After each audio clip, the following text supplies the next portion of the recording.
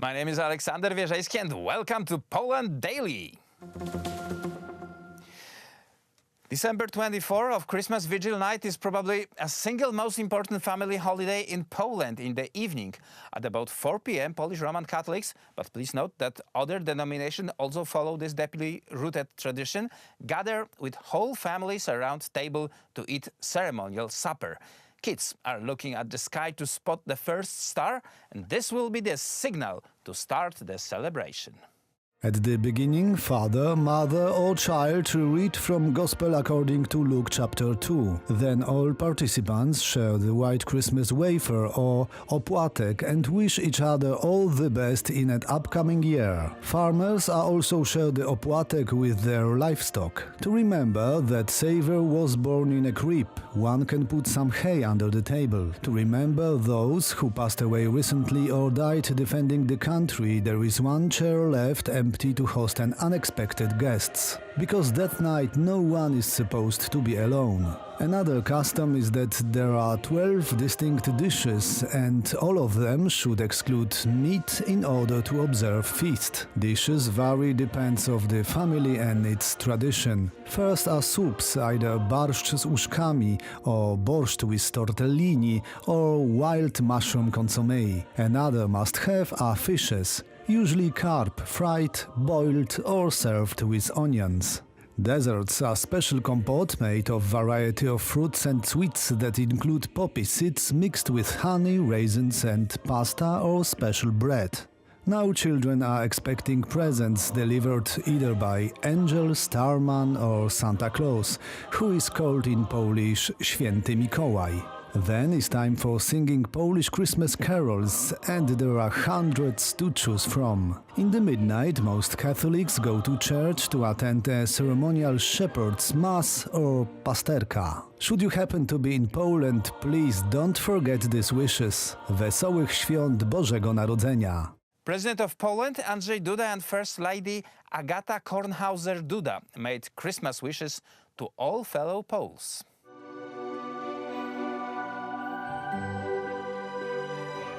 Drodzy rodacy, Szanowni Państwo, Dear fellow Poles, ladies and gentlemen, all over Poland we are gathering tonight with our families and friends. We all are hopeful and expecting the good news to fulfill soon. With this Christmas we wish all the best to all Poles in the country, as well to those who are overseas. May our hearts will be filled with peace, trust and understanding that are foundation of this festival. Let it rain in our homes and in every space where we work for common good. In this symbolic way, we want to share Christmas wafer with all of you. We turn our attention to those of you who cannot be with their loved ones. Let us remember of those in need. Leaving one empty place at the table is a powerful sign of sensitivity and empathy. It is not only the symbol of our solidarity, but also act we do following our hearts. There are no Polish holidays without singing the carol together. Let's this year mark 100th anniversary of Poland independence by singing carols more vigorously than any time before. I wish all the best for our country today and in upcoming times. I wish all of us good things in our life, peace and prosperity. My fellow countrymen, all the best. Merry Christmas and Happy New Year. Wszystkiego najlepszego, drodzy rodacy. radosnych świąt. I szczęśliwego Nowego Roku. And now we will check the town of Chotowice in the Czech Republic, where Mr. Václav Trunec wrapped his home in 27 kilometers or 17 miles of festive lights. People drive 100 kilometers to see the wonder. It's a safe bet to assume that in the winter darkness, Václav Trunec has the most visible house in the village of Chotowice and probably in all of the Czech Republic. He has lined his house with 27 kilometers of Christmas lightings. Trunec, who works with road signaling, started his tradition with Christmas decorations 17 years ago with 200 light bulbs. This year, he has used more than 55,000 bulbs and LEDs. I started 17 years ago with around 200 light bulbs, and I am adding to these lights every year, so by now I have lots of them. Why did I start with this? I was inspired by American films, but I didn't take their decorations, but stayed faithful to the Czech Republic, and that's why you will not find any Santa, reindeers or flashing stars here. With time, his house has become a seasonal tourist attraction. We come here every year since 2003, and we are always excited, because what this man has created is just beautiful. One can see it in the children, how happy they are here. We come here regularly, every year together with friends, and we like it very much. We like it just because this is the right decoration for a traditional Czech Christmas. TrueNet has developed an automatic lighting system divided into 330 sections, which is controlled by a central computer. He doesn't charge visitors anything for entering the house and garden, but he does appreciate donations, as they come in handy to help him cover a quite substantial electricity bill for December. He does, however, believe that it's a small price to pay for being able to spread some Christmas joy. And that was it for tonight's Poland Daily News, and I wish you all the best. Merry Christmas and Wesołych Świąt.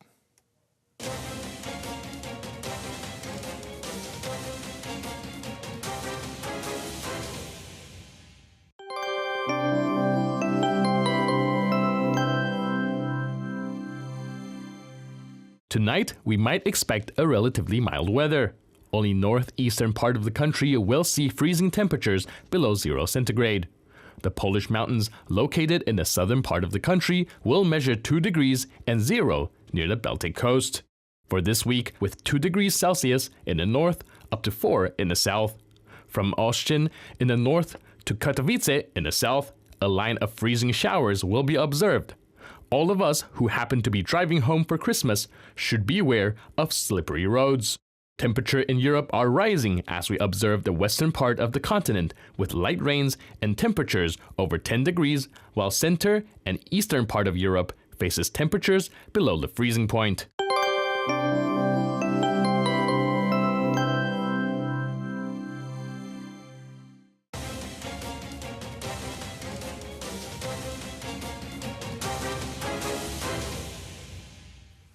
Poland Daily Business, welcome to the show tonight. Our guest is Łukasz Bugaj, analyst of Bosiesa Brokerage. Sir, good morning. Thank you very much for coming here. Well, the oil is the price of the oil is going down, and that's a surprise because not farther than 2 months ago we've heard that it's supposed to go up. What happened? Many things happened during that time, especially the global supply was very high against the expectations that the supply should fall down because of the sanctions imposed on Iran. But the Iranian oil still is going around the world to the countries that were exempt from the sanction temporarily, and this is one factor. Another factor is that the supply of oil from Saudi Arabia is very high, and from especially United States, when we have the miracle of the great supply of oil. And actually United States right now is the biggest oil producer in the world. For many years. This is due to the technology change in shale oil development. Shale gas. It changed the landscape of the oil market, because Saudi Arabia and Russia were the major countries producing oil, and over the last decade there is the big elephant in the room, another big elephant in the room. This is United States. So the supply is higher than it was anticipated. This is one factor.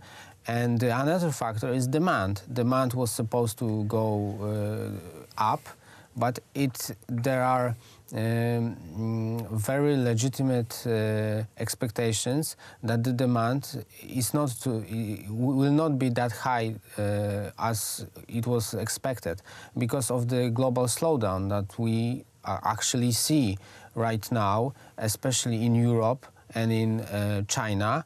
But even in United States, the last indicators, forward-looking indicators, are deteriorating. And next year, we can anticipate, we can expect that will be worse for the not only global economy, but also the economy of the United States, that was supposed to be one economy that is a bright spot in a global landscape. So when you have the demand and supply changing, the demand is not that high and the supply is higher than what it was anticipated. It is like economics 101, that you see the change of the price of a product. Here we say the product is oil, and the price of oil is falling down constantly, and there was very big change yesterday, like 6%. So we don't see that change every day, but the oil market landscape right now is very different than, say, 6 months ago. So the price of oil is constantly moving, and because of the demand and supply is actually falling right now. Is this politically driven? Because we have this sanction for Iran, and United States and Saudi Arabia producers are encouraged to supply more oil to the market, or is it market forces? When we talk about the market, when we talk about the economy, we always say that there are multiple ingredients and factors involved. There are economical, cyclical, we have the cyclical changes in the economy, and we have also political factors. So there are a lot of factors, and political are one of them. And of course, sanctions imposed on Iran is one that was supposed to be a factor that will change that will push the price of oil up, and it was pushing just before the deadline, we say, for the imposition of sanctions on Iran. Actually, we talked about it in Poland Daily, and I said that market is anticipating. And I said at that time that I thought that the price of oil wouldn't go up anymore. That's true. And it happened that because the market is anticipating and it thinks that there will be negative factors, there is like a saying that buy the rumor and sell the fact. And the market bought the rumor about the sanction, and when the sanctions were imposed, the price of oil started falling down. But it fell much more than expected by them. Than everybody expected, and it was not only because of the sanctions, but also because of the market forces that I talked about. So the supply and demand, especially the demand is not that high as it was anticipated, and the supply is higher, not only from Iran, but also especially from the United States. So let's say a few things about Poland, because it is important for us to know. The Poland is importer of the oil. Half of it came from Russia, other half came from other directions. This is novelty, because just a few years ago we had like 95% of Russian oil. And the falling prices is something that we should be worried about in this country? No, not at all. When you talk about countries, you can divide them between oil exporting countries and oil importing countries. Poland is net importer of oil. We produce some oil, very little of it. So when the price of oil is falling down, it is beneficiary for us, because we don't have to pay other countries that much money to bring oil back to the lower Poland. Price means lower transportation, means lower inflation. Yeah, and more ability to export our products. Yes, so this is a beneficiary for Polish economy, but also the price of oil and the price of all commodities actually are like a symptom of what is going on in a global economy. And you're expecting slowdown? Yes. So on one factor is beneficiary, is good for the Polish economy, that the price of the oil is down. But the reason why the price of the oil is down is not that good for Polish economy, because it means that there is a global slowdown going on in a global economy. Again, we have this glass that's half full of water, half empty. Yes. As we talked about the political factors and market factors, there's like economy is a car with a lot of moving parts, right, going on at the same time. Łukasz Bugaj, sir, thank you very much. Our time is up, but that's as usually, we don't know where we're heading, but so far we should enjoy the lower transportation cost, yes, as long as it lasts. Łukasz Bugaj of Bosch SA Brokerage was our guest, and that was it for tonight's Poland Daily Business.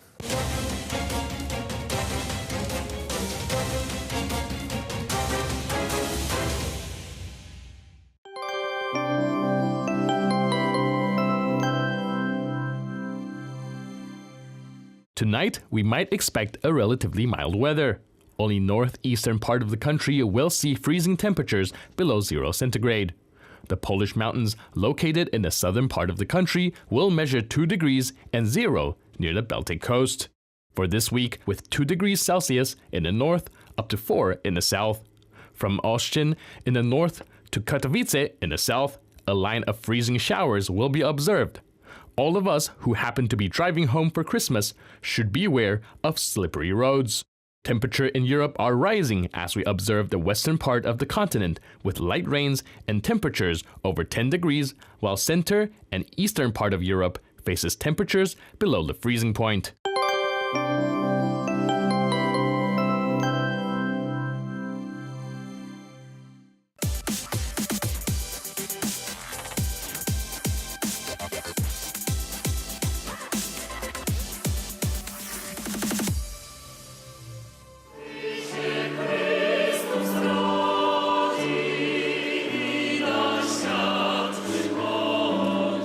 Welcome to Poland Daily Culture. We're here at Warsaw Old Town Square and we're here at Yarmark, and we're going to be showing you the sights and the sounds and exploring all the nostalgic festivities.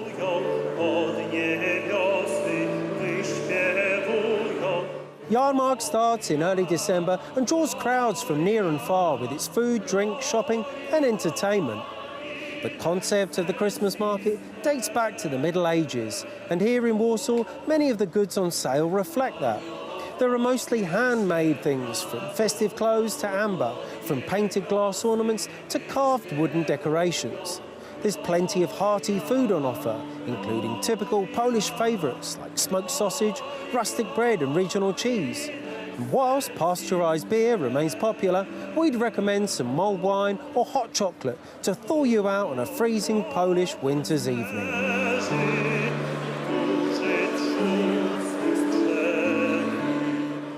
And we're here at Warsaw Old Town Market, also known as Yarmark. I'm here with the supervisor, Pamela. Hello. Welcome to Poland Daily Culture. Pamela, if you could tell us a little something about what's on offer here at the market. Yeah, of course. We have a lot of different type of things. We have mulled wine, which I think that very important things that we buy the wine in Poland. This is our Polish wine. This is mulled wine. We have different kinds of wine, which is white, red, the whole range. We also have gingerbread cookies, which are also made by us. We have a lot of different things that you can buy in Poland. We have it here. Okay, excellent. And there are kind of like old style of handcrafted goods as well? Yes, of course. The jewelry, the hats, the scarves, all the different types of things. So. And they sort of go back into older times, centuries past, of old methods of making? I feel like you can find something for yourself here. Everybody can find something for yourself, because you can have something that is very, very like this century, and something that you can buy of the old times, which is amazing for me, because you can have like leather notebooks or leather hats or all different types of stuff. Right. And could you tell us a little something about the history of the market, maybe when it started? Yeah, of course. The market started 6 years ago. The whole market is private, our private organizer. So one day she just felt like she has to do something like this, because she was in this industry for a couple of years, and she felt like she wanted to do it by herself and do it her own way. And the way is amazing, because I feel like the most amazing part about the market is the fact that almost everything you can see here is made by her and her workers. So we put all the effort, all the heart, and everything we have good in ourselves to make the market as most family-friendly and warm for people as you can just imagine. Great. And is it sort of expanding every year? Are there new things this year? Yes, of course. We have another people who are selling their own stuff. We have Lithuanian people, we have Ukraine, we have Russian, we have African stuff. So we have actually a little something for everybody. Fantastic. And could I ask, what's your favorite product here? Wine. Yeah. Of course. And gingerbread cookies. Gingerbread cookies. What are gingerbread cookies called in Polish again? Pierniki. Pierniki. Yeah. Also a favourite of mine. Okay, thank you very much, Pamela. Thank you very much.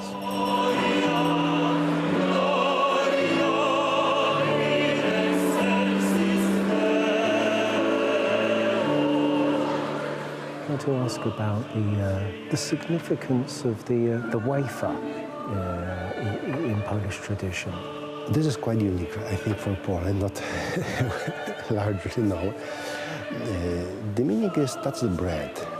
Of course, it is very similar to Eucharistic bread, which is bread becoming body of Christ.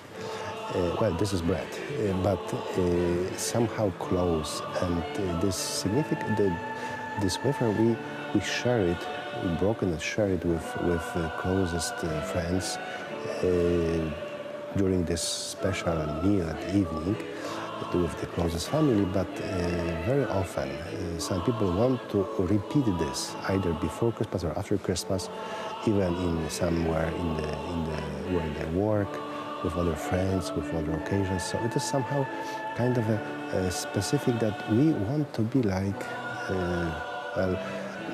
we want to personify God who is among us in the same, in the way as possible among humans. It's hard to say. I think the symbol is so powerful that doesn't require long explanation. Oh, yeah, I understand, yeah. And just remember, when I was far away from Poland, we didn't have this. So I just sent, the hosts, which are like for a mass, but well, they're not consecrated, they're bread. But then it was problematic because they didn't know if it was consecrated or not. So it is a very close connection. It's like consecrated, so that it's body of Christ, but it looks like the same. But we know it's just bread, but it just have this special meaning that we share humanly, but like inviting God among us. Polish Christmas carols are quite unique and perhaps not particularly well known outside of Poland. Could you tell us a little bit about them and also maybe how they compare to the sort of modern world of Americanized songs that we might hear on the radio? Yeah, that's right. We have many carols, Christmas carols. And, well, it is a long story, because in the past there was many people sang those carols at homes, going somewhere. So it was not only for the liturgy, not only for the church, but mainly they were somehow Christian in the meaning, the Christian meaning. So not so much, some stories about this. They were also like that. We call it pastorałki. There are some stories around, a little bit, sometimes stories with animals or trees or something like that. But there were many because it was just a special time. Even we used to sing this for a longer time, up to a longer period of time, up to the 2nd of February. So it was liturgically the time of Christmas finishes in the feast of baptism of Jesus, which is Sunday after Epiphany. But so it's about between 8, 10, 12 January, depends the year. But we used to sing it up to the 2nd of February. So it was longer time, and people enjoyed it, just visiting friends, family, and singing so for much longer time, over a month. So, and from this tradition started to create many new songs, carols. And of course, only some of them could be accepted for the liturgy. Not everyone can be used for in the church. But I think from this, it started this tradition of having so many songs about Christmas. Yeah, I'm wondering why it is in Polish tradition that there is such a longer lasting of these traditions. For example, in Britain, there is a kind of tradition where you must take down your Christmas decorations on the 12th day after Christmas. But in Poland, you would see, for example, in Warsaw, the Christmas tree would still be there a month or two later. And I think in general it is up to 2nd of February because of the old tradition. Well, it is also the story because, as you know, this year we celebrate the 100th anniversary of the regaining independence. Many of the songs were created before. At that time it was impossible to speak loudly Polish. It was part of 3 countries. So the singing the Polish carols was kind of a sign of keeping together family, but also showing faith, but also showing this kind of spirit of belonging to Polish culture, to Polish tradition. So that was, well, it had a few meanings. So that's why I think there are so many. Now there are less of them are so frequently used, and now we sing less than in the past. But I think there were many reasons for that, why it developed like that. Father Wojciech, thank you very much for joining us here at Poland Daily. Thank you very much. So, it's only left from us to say here at Poland Daily Culture, Merry Christmas and Wesołe Świąt.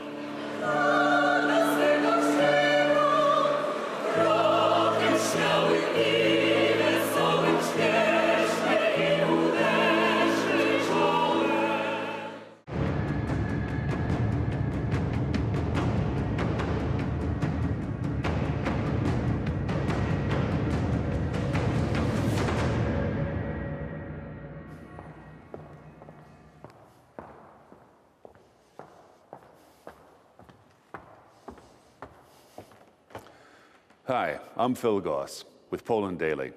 We're here at the Royal Castle in Warsaw today to talk to the historian and the curator, both responsible for the exhibit Znaki Wolności, or Signs of Freedom. Continuing our talks about history with Dr. Krzysztof Jabłońka. Dr. Jabłońka, tell me about the beginnings of World War II and the Polish experience. The Second World War really started on September 1st, 1939 at 4:45 a.m. when the German battleship Schleswig-Holstein, officially a training vessel, opened fire on Polish military positions on the Westerplatte Peninsula in the vicinity of Gdańsk. These first projectiles were the start of the nightmare that came to encompass almost the entire world. We should remember that Great Britain and France declared war on Germany in response to the German aggression on Poland. The day of the German invasion of Poland, they bombed 180 locations in Poland, including the capital city Warsaw, and the place we are currently in, the Royal Castle. They targeted all possible objects, both military and civilian. In fact, the first city to be flattened, and that actually happened a few hours before the hour of the invasion decided by Adolf Hitler, was the city of Wieluń, where the Germans also bombed the hospital, particularly because it had a large red cross painted on its roof. One could imagine that a civilized country would spare such a place, but instead it became an object of particular interest to the German pilots. It led to the death of thousands of patients, who in that moment became the first casualties of the Second World War. The second phase of the invasion of Poland began at 3:15 a.m. on September 17th, when the army of the Soviet Union invaded eastern Poland and committed not only an act of aggression, but also started a process of extermination against the Polish nation. In that moment, Poland found itself in a pincer movement that was impossible to get out of. W tym momencie znaleźliśmy się właściwie w kleszczach nie do wyrwania. How did the two occupations differ from one another? What was the character of the German occupation of Poland versus the Soviet occupation? A bit paradoxically, the German occupation was initially not as brutal as the Soviet. After defeating the Polish forces, the Germans moved on, like they had done in the First World War, to administrating the conquered regions. The population was allowed to move freely within the conquered areas, and initially there was no major atrocities committed against the Jewish population in these territories. The situation was different in the Soviet-occupied territory, where the population was persecuted from the outset. The Soviet leadership quickly decided on introducing mandatory registration for Polish military officers, many of whom voluntarily agreed to register themselves, as they believed that they weren't facing imminent danger. However, very soon thereafter, they were arrested and deported to Soviet prisoner of war camps. They were almost all taken to 3 extermination camps, that is the Katyn forest and also the camp in Tver, and finally the city of Kharkov in Ukraine. In these places, the officers were murdered, usually in basements of buildings belonging to the secret police, the NKVD. Around 26,000 Polish officers were killed. Moreover, around 300,000 Poles, often family members of the 26,000, were deported to remote regions of the Soviet Union, to Siberia, to Kazakhstan, the extreme north, and also to the most remote regions, such as Chukotka on the opposite side of Alaska and Kolyma, where they were forced to mine radioactive uranium. Many thousands of the deportees perished in these conditions. However, after some time it was possible to rescue around 120,000 of them by having them evacuated together with the Andes Army, which was set up in the Soviet Union but was allowed to leave for British-controlled Iran after Germany's attack on the Soviet Union in 1941. After that, they passed through Iraq and Egypt before ending up in southern Italy, where they won the Battle of Monte Cassino against the Germans. After the war, they had to stay in the West and were robbed of their motherland. Thank you, Dr. Jabłonka. The Royal Castle in Warsaw is hosting an exhibition named Signs of Freedom, focused on the 75-year-long struggle Poles fought between the start of World War I in 1914 and the fall of communism in 1989 to win back and to retain the nation's independence. We will speak with exhibition curator Professor Łukasz Kosowski about the tragedy that the Second World War was for Poland. Continuing our talks today about the cultural exhibition here at the Royal Castle in Warsaw with Dr. Łukasz Kosowski. Dr. Kosowski, tell us, most people outside of Poland may not be familiar with the history that Poland was invaded not from one side, but from 2 sides at the outset of World War II. What types of exhibitions do you have which show us how that did occur? The horrible situation Poland found itself in 1939, it was a situation which no country in the world could possibly manage, meaning the scenario in which we are attacked by both Germany and the Soviets, the Russians at the same time. In the exhibition we have on display here, we show it by telling the story of 2 cities.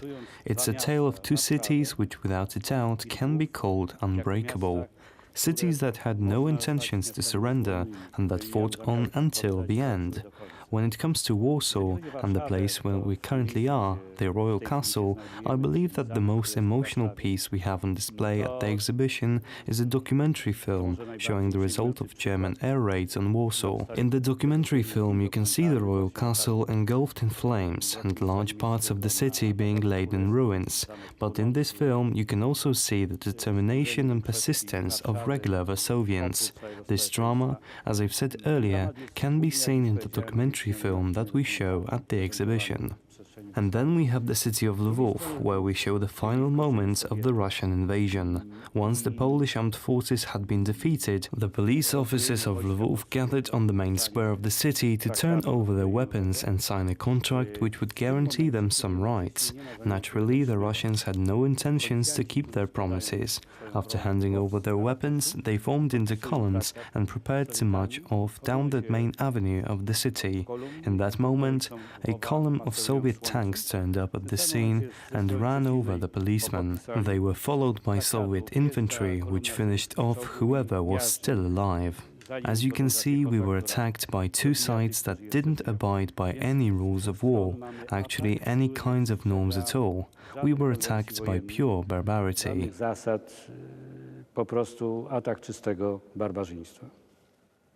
So when it came to material losses, whether we're talking about monetary, military, architectural, infrastructure, or cultural, objects of cultural significance, how can you show that type of loss in this exhibition? To podstawowy problem, ukazać straty. This is one of our most difficult tasks, to show the unimaginable losses in human lives. The 6 million Poles killed during the Second World War can be shown with the use of individual stories, but the losses don't only concern the purely biological component of our nation, but also how our traditions and culture were erased. Ich świadomości, ich tradycji, ich kultury. And here we should mention the destruction of our historical sites and cultural heritage, palaces, architecture, libraries, artworks, and so on. At our exhibition, we try to show this in a symbolical way by presenting copies of famous pieces by great artists such as the painters Stanisław Wyspiański and Jacek Malczewski. We show copies of the paintings that were stolen by the Germans and haven't been returned to this day. I repeat, our losses were not limited to the biological destruction of our nation, but also the destruction of our cultural heritage and our traditions. Are such objects still available for viewing in these other countries where they were taken? Well, this is quite a complicated matter. I guess that we are entering the political issue of war reparations, which Poland has not received until this day. It's a topic that isn't really touched upon at our exhibition, but it could be a starting point for a discussion about which exact pieces were stolen by the Germans and, as I said, have not been returned to this day. Thank you, Dr. Kozłowski.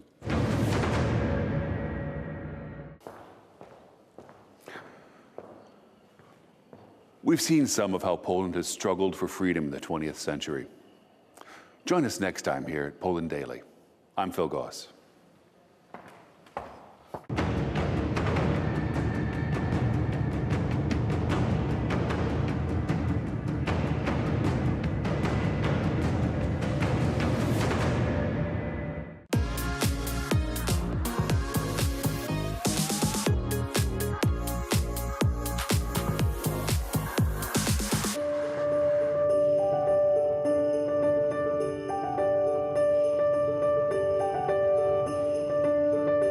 Christmas adventure continues with Poland Daily Travel. Stay with us. In the exciting last episode, we tried mulled wine, and it was good. Some people would even say yummy.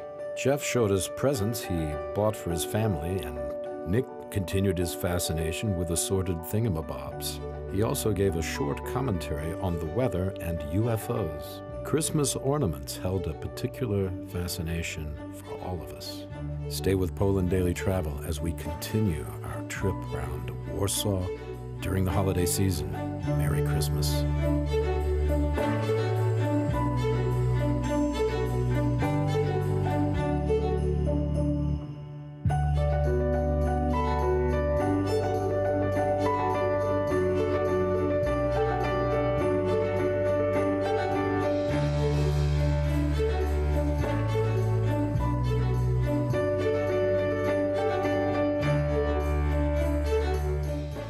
It is wonderful. What's your name, sir?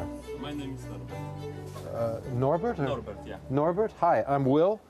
This is Jeff. Nicholas, how do you do? And this is Nicholas. Nice to meet you. I'm Jeff. Nice to meet you. You know, we're just walking through the market and we're making a program about Christmas in Warsaw and Christmas in Poland. And I know that Poland is really famous for these. Do you sell a lot of these? Yes, of course. Yeah? You sell a bunch, don't you? That's beautiful. How much does this lovely item cost? It costs about 38 zlotys.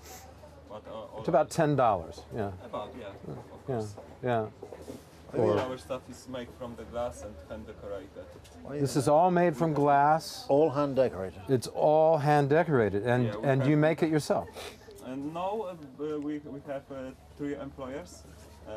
They make it all of year, and we sell. So you're like Santa. You have your elves who are working in your I mean, workshop. look at the detail on this one. I mean, that's absolutely fantastic, isn't it? I mean, look, you can feel the fur there. So that is beautiful. That's wild. Yeah. That's really, really great. Where are you from?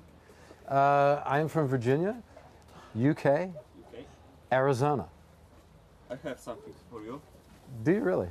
Oh, that's sweet. Oh. Show them that, because this yeah, is... look, what we have here. is, I'll just tell you what we have here. This is very interesting. This is actual fact. It's very like the guards you see outside Buckingham Palace. Probably if I'm very much mistaken, that looks to me. Turn it around to the camera. Yeah, that looks to me like a grenadier guardsman. It does, actually. And the way you can tell is that of the 5 guards regiments, the button placing on the tunics is different. So if you know, the Grenadier Guards have their buttons 111, the Coldstream Guards have their buttons 222, the Scots Guards have their buttons 333, the Irish Guards 444, and the Welsh Guards 5 and 5. Good Lord. That's a lot of buttons. That's a lot of buttons. That's how you can tell if you see the various regiments of guards in London, if you go to outside Buckingham Palace, where they wear their ceremonial uniform. And if you're wondering which Did they get it right? Did they get it right? Well, that looks like, yes. I mean, obviously the colour's a bit, the detail you can get on a Christmas ball, but it's not quite the detail you can get from a military tailor, obviously. But obviously. I'm glad you told us it was obvious. But no, but I mean, that's very good. So if ever you're outside Buckingham Palace, you wonder which actually regiment of guards you're dealing with, remember the button placing.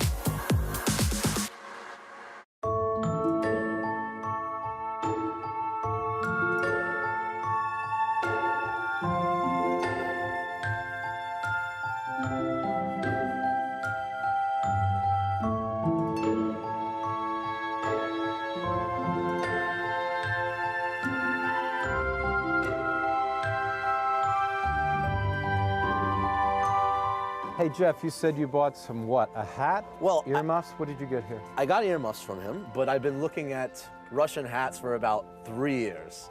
Looking? Yeah, well, the girlfriend says she will pretty much hide it if I buy it. Why? She doesn't like a Russian hat? What's wrong with a Russian hat? Some women just don't like men in hats, I guess. They don't like men in hats? Maybe she'd look good in your hat. Have you thought about that? I could picture a few things that scenario does work out. Yes, it's not that kind of show, ladies and gentlemen. You bought something. What did you buy? Well, we bought the earmuffs. You have these ones that they're fox, correct? Can we look at some of those, sir? And he has a rabbit over here. Show us the one you bought. I think it was.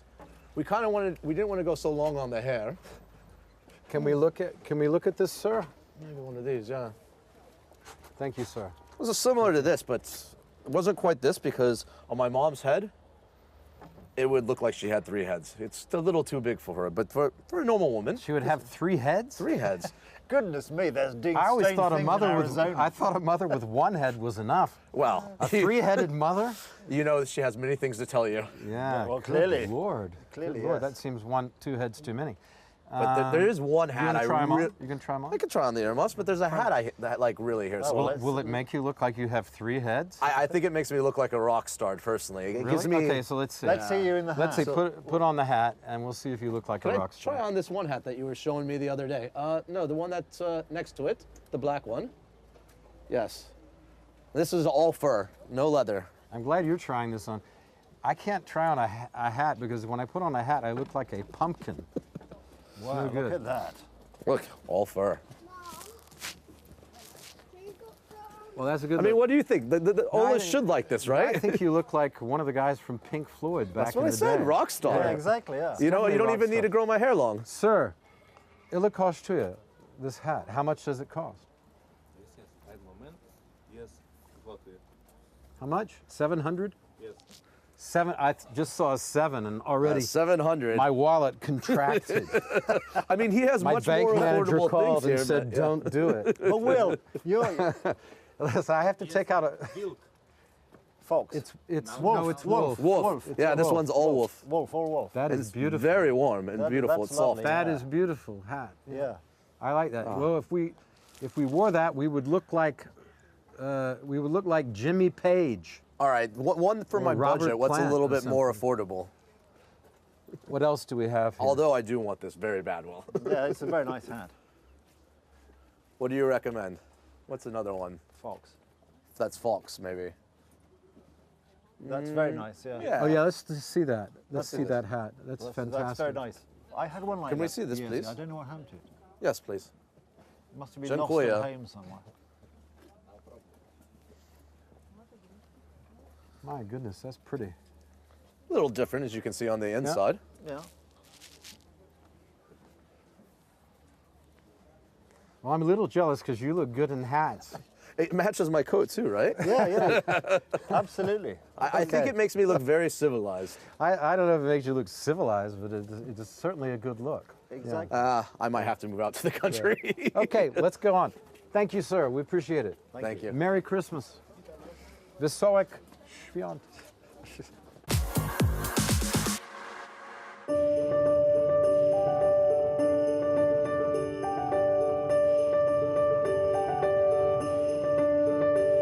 Well, that was fun. That's my kind of Christmas shopping.